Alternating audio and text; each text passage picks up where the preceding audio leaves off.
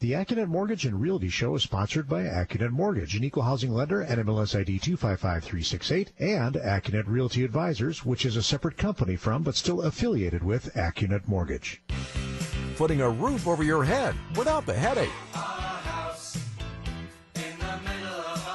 Get answers to all of your home buying questions. This is the Accunet Mortgage and Realty Show with Brian Wickert on 620 WTMJ.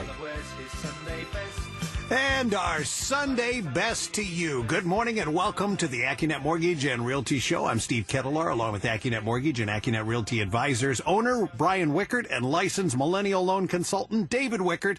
As always, if you have a question or a comment, you can call it in, you can text it in on the Accunet Mortgage Talk and Text line. That number is 414-799-1620.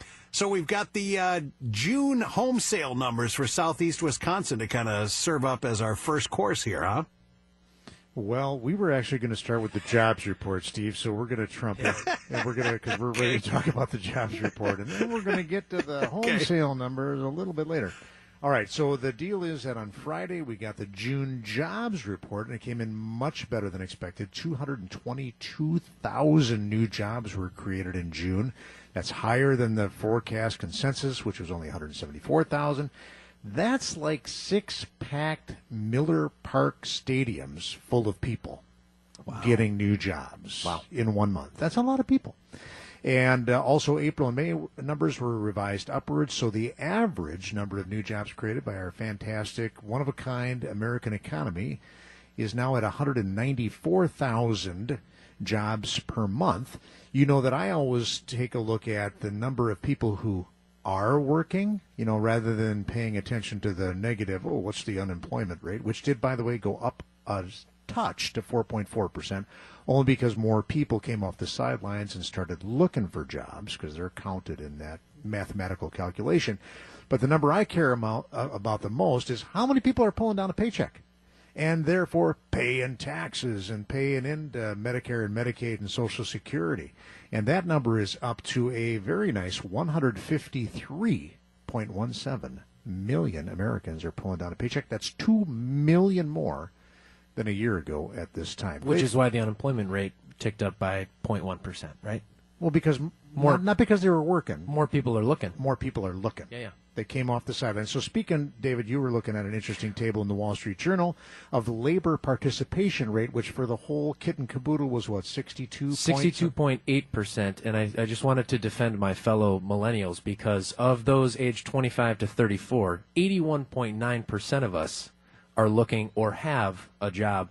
You wanted to guess what the participation rate is for those over the age of 55? You're looking right at me because I am currently 55. I'm going to say,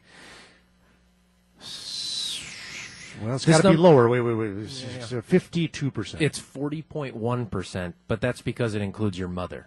It's just 55 and up. All right, 55 and up, one broad So category. you're the drag is what I'm trying to say on that. Well, but that's understandable. I'd like to see where it is at 65 and over, but they don't break that out. No. Okay, so a lot of people are working, good participation rate. But what spooked rates was wage growth, or lack thereof. Well, wait a minute. So what spooked rates this whole last week, let's just cover that in the last 2-week period, the interest rate that the United States government has to pay to borrow money for 10 years, that's the 10-year Treasury rate, was at a very low 2.16% 2 weeks ago. Mm-hmm. Where did we finish the week on Friday? 2.39. We have to pay more than the Italians for money for 10 years. All right. How much do the Italians have to pay? 2.33.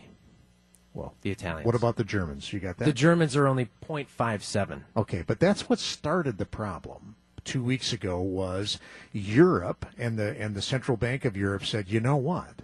We're going to stop here as the European Central Bank starting to buy. We're going to reduce the amount of government bonds that we're buying a month because they're doing that quantitative easing program over there in Europe like we were doing back in 2014. They're buying $65 billion worth of government bonds over the European government bonds. Mm-hmm. That caused interest rates on the other side of the pond to snap up sharply.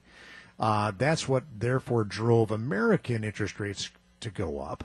And that's why we are now sitting at the end of the week, David, for the rate roundup on a 30-year fixed rate at 3.99%. APR is 4.034, but with $1,500 in cost. So not bad. No. It's just not as low as I bet that was a no-cost deal 2 weeks ago. Correct. I'm going to say. So you're now having to pay $1,500 to get that trophy rate of 3.99 instead of no dollars. So not bad. All right, so that's the situation. The jobs report is feeding into the narrative that the Federal Reserve now in September is going to be able to stop reinvesting in mortgages and 10-year treasuries. That's called tapering. And so that is likely to have a upward pressure on long-term rates come September, and this good jobs report gives them the ammunition to do that. All right, that's enough on the jobs report. Well, when we come back from this first break, we'll finish up on the rate roundup, and then I want to give you a story from the Wisconsin Realtors Association legal hotline about some real estate agents that negotiated terms for a sale contract via email and how that went wrong. We'll cover that when we come back. And if you have a question, you can call it or text it in at 414-799-1620 on the Accunet Mortgage Talk and Text line. Helping you find a place to call home. This is the Accunet Mortgage and Realty Show with Brian Wickert on 620 WTMJ. Willie Nelson on stage tonight, 9:20 at the American Family Insurance Amphitheater stage. You know, it's becoming an arms race in the NBA, and the defending champion Warriors remain at the forefront. So where do the Bucks stand at the moment? Greg Matzik says they're still very much trying to own the future. He'll explain tomorrow night during Sports Central at 7:35. Brian Wickert is with us. David Wickert is with us. And we're now to the situation where two real estate agents come to an agreement on price via email, and then the seller gets another competing offer. What do you do from there? Yeah. So that's exactly what happened. The sellers got an offer in writing on the approved form. Then, this is right from the legal hotline from the WRIA, the Wisconsin Realtors Association. The sellers told their agent, hey, we're willing to negotiate on the price and meet the buyers halfway between the listing price and the offered price. That same evening, then, the listing agent mails the emails to the buyer's agent. Two options. Door number one, a specific price. Probably halfway between. It doesn't say, but I'm going to guess that. And option two was a different price, but still including the closing cost credit that was included in the original offer. So, hey, that's kind of cool. Yeah, people like choices, right? We know that. We do that all the time. The listing agent then emails, the buyer's agent then emails back and says, we'll go with door number one. Okay. Right? The lower price, no closing cost credit. The listing agent then emails back that same night indicating that they had a deal and that she would send over an official counteroffer, on the approved Wisconsin counteroffer form by noon the next day. Then, of course, it happens. Hey, noon comes and goes. Yeah. The paperwork doesn't come over. The buyer's agent calls, well, what's the matter? Oh, we got another offer, so now we're going to go to counteroffers, multiple counteroffers, which is horrible if you're a buyer. All right, so the question is, legally, is this a binding contract in the state of Wisconsin? You want to guess on that, Steve? You have an opinion? Put on your lawyer hat? Okay. My options again here? The options are, they did this exchange by email, and they said, we got a deal. Is that email exchange a binding contract? Okay, I don't know if we might be having a headphone hearing problem here back and forth, but I'm going to go. All right, well, I'll give you the answer. The answer is that no. The answer is it depends. You'd have to go to court to figure that out, but you definitely have a case as to whether or not this email exchange created a binding contract between the two parties, and that's because really the only requirement that you have is that it's in writing. And that it specifies the property address, and that the terms are laid out. Well, you've got all of that in the email exchange. So it doesn't tell us the answer, but we got a lot of real estate agents that listen to this show. And here was the advice from the Wisconsin Realtors Association legal hotline. Both agents should have avoided informal negotiations and should have used proper approved forms to accomplish the instruction of the parties. Yeah. And they go on to say what the agents really should have done is to just indicate that we're willing to negotiate, but to never put the specific terms on anything but the approved forms. Because they were just trying to be expedient. They were doing very practical. This happens all the time. Okay. Over the phone a lot, and now that email probably happens on texting too. Gosh, yeah. So this is not uncommon. So there's really a cautionary tale for both real estate agents and buyers and sellers that you can get into a legal tussle. And so imagine this. You then, let's say the sellers went ahead and accepted a better offer from somebody else after having done this questionable negotiating on via email. Now you got two accepted offers. Now you got two parties who you might end up in court with, trying to argue or having to settle with. Yeah. Because you got the one that you may have signed on approved forms. You got the other one that you kind of did on email, which the only way you're going to ever answer that question is to go to court and then look at the very specific facts. But I'm saying I wouldn't want to have to defend. No. And say it was not a legally binding contract. So in other words, you can create a real mess by putting specific terms out there via email Or text, I suppose, and then saying, "Yep, we got a deal." Because the agents are legally authorized to negotiate on behalf of their two clients, and they did it, and they had very specific terms. Unfortunately, the hotline article does not indicate how this story turned out, but the way to avoid it is only put specific things like the price, the closing cost, whatever, on the approved forms. Go ahead and say, "Hey, we got a deal coming to you. It'll be there by noon." But don't put the specifics in the email. Very interesting case, I thought. All right, when we come back from this next break, we are going to get to the home sales for June in southeastern Wisconsin. With all the low inventory, did we manage to match last year's record-setting pace, or did we fall short? We'll have the answer when we come back. Right here on the Accunet Mortgage and Realty Show on 620 WTMJ. Home buying advice from the guys who know it best. This is the Accunet Mortgage and Realty Show with Brian Wickert on 620 WTMJ. Yeah, the Spinners will be up on the Uline Warehouse stage at 9:30 tonight. So does the Brewers general manager David Stearns have a plan in place for the trade deadline, or might he be just as surprised about the team's success so far as the fan base is? His recent comments may reveal the answer. Matt Pauley dives in on that during Wisconsin Sports Weekend, coming up here at 11:07 this morning, live from the big gig. We're in the midst of the Accunet Mortgage and Realty Show here on 620 WTMJ with Brian Wickert and David Wickert. So we now have the home sale numbers for June in southeastern Wisconsin.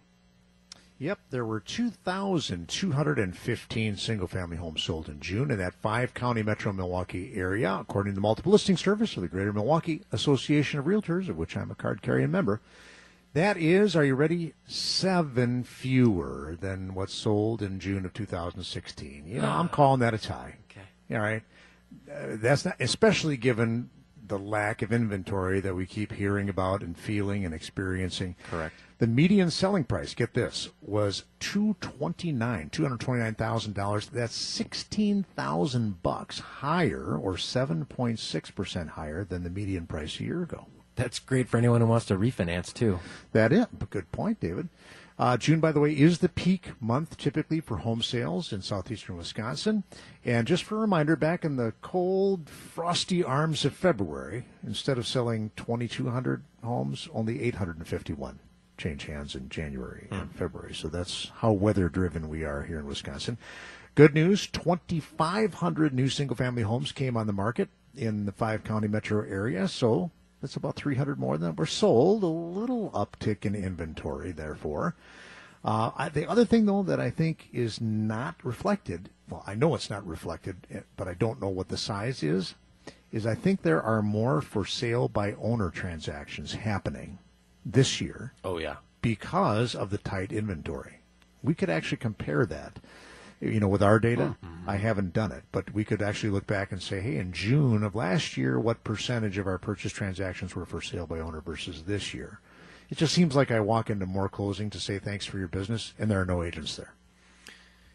Yeah, so tight market does that. Interestingly, 13% of single-family buyers paid cash. That's good news for us mortgage guys. That means 87% of people needed our product. I like that. 61% of those buyers used a conventional 30-year fixed rate. 11% used FHA. And only 1% of home buyers use a 15-year fixed. 28 of them in the whole metro area. I had one. One. You have? Exactly. I had one last month. Cash buyers. What kind of a discount, David, do you think cash buyers got? None. None. All right. Or Well, 2%. all right. Good guess. 2.3% over people that got a 30-year But see, fixed. they're competing with people who, I mean, if I'm Who have selling rock my, solid pre-approvals? Well, Next correct. best thing says to a cash buyer? well, it is, but it's better than a cash offer. It's like, wait, I'm going to get 3% over my asking price if they just get a mortgage versus 2% less. Well, you'll be interested to know that people who got 30-year fixed rates on average paid 99.11% of the listing price, whereas cash buyers paid 96.7%. So, all right. Overall, not everybody's getting that. Continuous days on market, 54 days. All right, we're coming up here on the news. When we come back, we're going to tell you quickly what happened in the condo market in June and then also give you the 10 fastest and 10 slowest selling municipalities in the Milwaukee area after the news. Don't break the bank to get into a house. Back to the Accunet Mortgage and Realty Show with Brian Wickert on 620 WTMJ.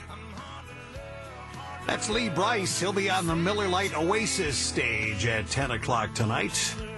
It's the Accunet Mortgage and Realty Hour here on 620 WTMJ. Brian Wickert with us, David Wickert with us. We're now up to the condo market sales numbers, and we'll also dive into the 10 slowest selling markets here in southeastern Wisconsin. We got it all. The condos market was actually, we had 9 more condo sales in June. It's a net positive. Net positive because we had 7 fewer single-family homes. We had 9 more condos. So overall, when you put them together, we're up 2 for the whole month of June, which is Yay. awesome because of the lack of inventory. That means that there were 463 condo buyers and sellers that sat together at the closing table. The median sales price was up again $16,000, but that represents 10% increase in the median sales price versus last year, so that put us at $172,500. There were 509 condos listed for sale, so that's good. A little more inventory out there. 25% of condo buyers paid cash versus just 13% of single family. I think that's because a lot of condo buyers are empty nesters who are selling cash and taking all the cash from their single family bigger homes and then buying a smaller, more affordable deal. Cash buyers, by the way, only paid 95.5%. So they got a 4.5% discount on their condos when they were paying cash, wielding a little bit bigger stick. And the average selling price of those cash buyers was $242,000. That's a lot higher than the overall median price of $172,000. All right. And then, like the brethren over on the single family side, 61% of condo buyers used a 30-year fixed rate. And they, too, also paid 99% of the last listing price. All right, now we want to go to slowest selling municipalities. And this has to do with the median sales price, by the way, because I'm just going to give you this nugget. In real estate appraising, if you have less than a 3-month supply, that's considered a seller's market. That's where you take the inventory available divided by the number of sales for the previous period. We'll use June. Yeah. So if you have less than 3 months supply, that's a seller's market, and that applies for home prices from $449,999 all the way down to $150,000. Now let's call it $130,000. So from $130,000 all the way up to $449,900, we have less than a 3-month supply of homes. The sellers are in the driving seat. You got it. All right. When you get to 450, then it's a 4-month supply. That's considered balanced. And then when you're from 500 to 750, in terms of 500,000 to 750,000, it's a 5-month supply. When you get above 750, then it's a 7-month supply. If you're in the $1 million and up range, that's an 11-month supply. All right, so here you go. 10 slowest selling municipalities. Cedarburg at number 10, 73 days. That's 2.5 months. Hales Corners, 77 days. Cudahy, that's 2.6 months. I'll go to months. Mequon, 2.7 months. Eagle, 2.9. Merton, that's where I live, 3 months, 90 days average time on market. Bayside, 3.5, Genesee 3.6, Summit 3.7, and Delafield 4.2 average number of months it takes between the time you put the for sale sign in the ground to the time you get that accepted offer. On the other end of the spectrum, the fastest selling municipalities in the metro area, Fox Point in number 10 at just 34 days. I'm going to go to days here because this is kind of impressive. Wow. Shorewood, 33 days. Now the top 8 are all selling in less than a month. And there was only one municipality last month that sold that had an average marketing time of less than a month. So here we go. In number 8, Town of Vernon, 28 days. Muskego, my hometown, also 28 days, along with Mukwonago, 28 days. Wauwatosa, 27 days. By the way, they sell a lot of homes in Wauwatosa. There were 104 homes that sold in Wauwatosa. And I'm only looking at municipalities, by the way, where they had at least 10 sales in the month of June. Now, for the top 4. In 4th place, Lisbon, 24 days. Greendale, 24 days. Franklin, 21 days. And the town of Jackson, 19 days. Wow. Is the average days on market for Jackson. So that's what you get, I guess, in the peak home selling month of June. July should be strong as well. That's typically the second strongest selling. It's kind of a peak with July and May, pretty equal. But June is typically the peak home closing month in southeastern Wisconsin. All right, when we come back from this next break, we are going to talk about severe derogatory credit criteria, things like foreclosures, short sales, bankruptcies, because, Steve, I misspoke during last week's show, and one of our regular listeners pointed that out, so we're going to set the record straight when we come back. Getting you through the home buying process. Welcome back to the Accunet Mortgage and Realty Show with Brian Wickert on 620 WTMJ. Well, that's the Shins. They'll be on the BMO Harris Pavilion stage, 9:45 tonight. It's hard to believe the final weekend of the big gig is upon us. It's the final day and the final night. Before they close the gates, though, on the 50th, our Darrell Connor goes one-on-one with some of Sunday's top artists. It's all starting up at 6:07 tonight from Summerfest. Brian Wickert and David Wickert are with us, and we're now into a category focusing in on severe derogatory bad credit situations. That's right. And we get this question a lot. And we were talking about it last week in the context of a customer who called up and was misguided or misled, I'm going to say, by the nation's largest online lender by giving her pre-approval and not asking her if she had had a foreclosure in the last 7 years. Mm-hmm. They claimed no. And she did. She had it 6 years ago.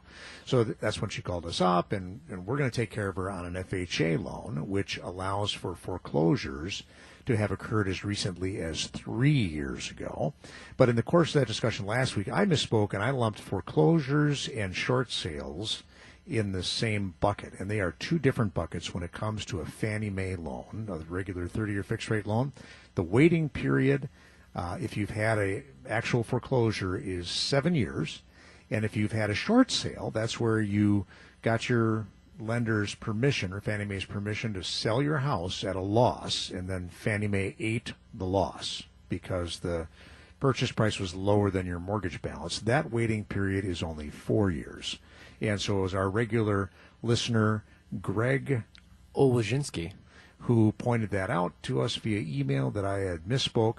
And then he also pointed out that the regulations do, or the rule book does provide for extenuating circumstances and therefore shorter waiting periods. The bad news is that we just haven't had good experience. And we can only think of one case between David and I where we had one where someone was nearly. Don't say it. All right. I don't say it. Yeah. Okay. So extenuating circumstances rare. Very, very like rare. Like the dodo bird. But you have to go through this extensive documentation process to have third-party documentation, and even divorce doesn't necessarily count as an extenuating circumstance. All right.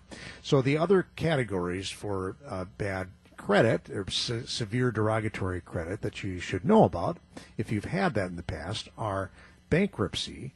So if you've had a Chapter 13 bankruptcy. That's where you negotiate with your creditors and you say, will you take less than 100 cents on the dollar? And let's come up with a payment plan, and I'll pay you back the money. For a Fannie Mae loan, you can do that after 2 years of completing the payment plan. Mm-hmm. All right. So let's say you agree to a 4-year payment plan.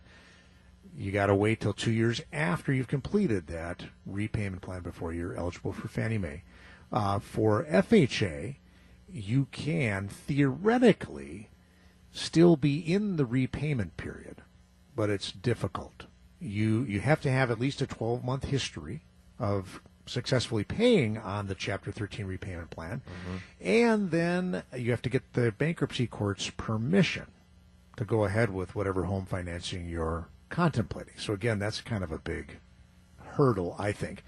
And then the other one is Chapter 7 bankruptcy, and that's where you tell your creditors, sorry, you're not getting anything back. And for a Fannie Mae loan, you're on the bench for 4 years. And for FHA, you're on the bench for just 2 years. So there you go. Those are your updated and more accurate severe derogatory credit guidelines. And David? once again, disproving the headlines we continually see that mortgage lending is too tight. Right. Yeah. And you could argue that really should you have to wait 7 years after a foreclosure?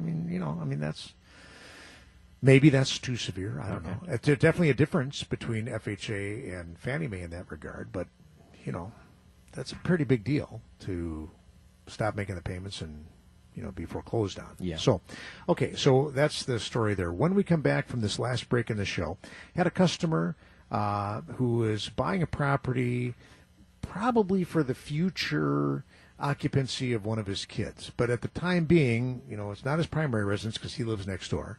And so it's going to be a rental property. So could he put that into a limited liability company? Because that would give him better protection.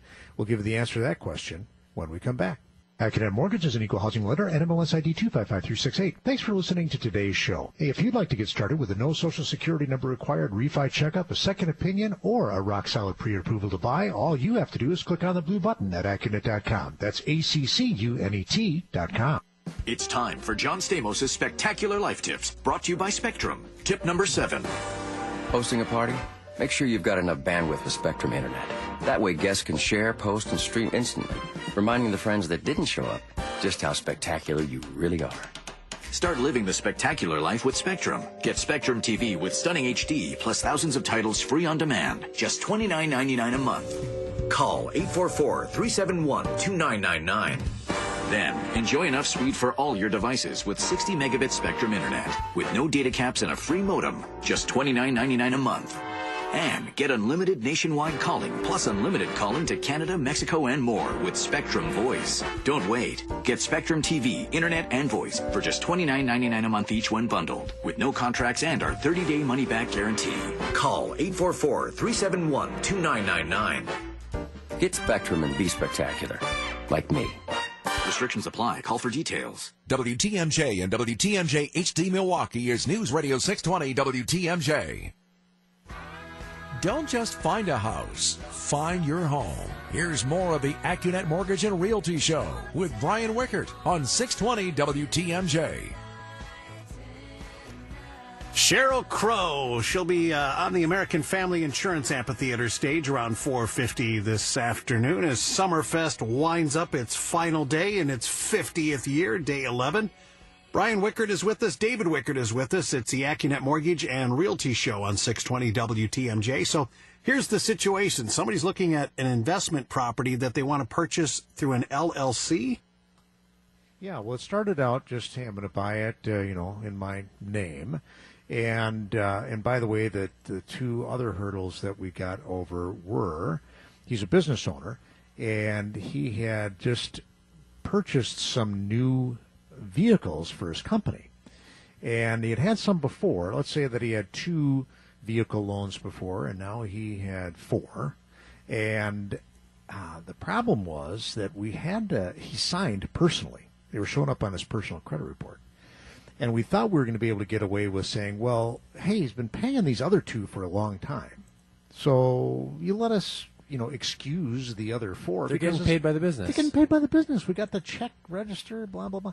The problem was, though, that they were only paying for the last 6 months because the loans were new, and the absolute rule, the letter of the law in the Fannie Mae rule book is you have to show a complete 12-month history in order to excuse any debt paid by another person or entity. This only had 6 months. So we had to use those truck payments against him. But this was David consulting, and this cleverly, remembered that, on an investment property, we can use synthetic rental income. We just have to have the appraiser fill out a comparable rent form.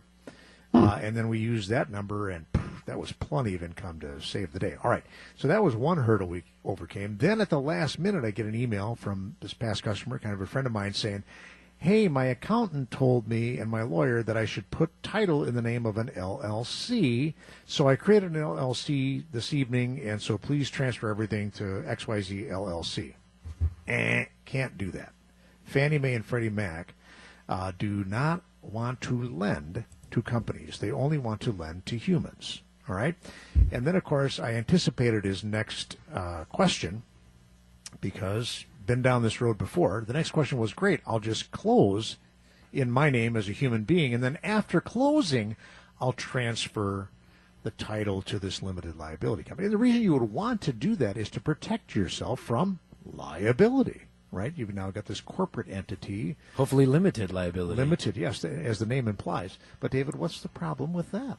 If you transfer ownership of the property, it triggers the due on sale clause in your mortgage. That is correct. That is otherwise known as covenant number 18, that states if all or any part of the property or any interest in the property is sold or transferred without the lender's prior written consent, the lender may require immediate payment in full of all sums secured by the security instrument.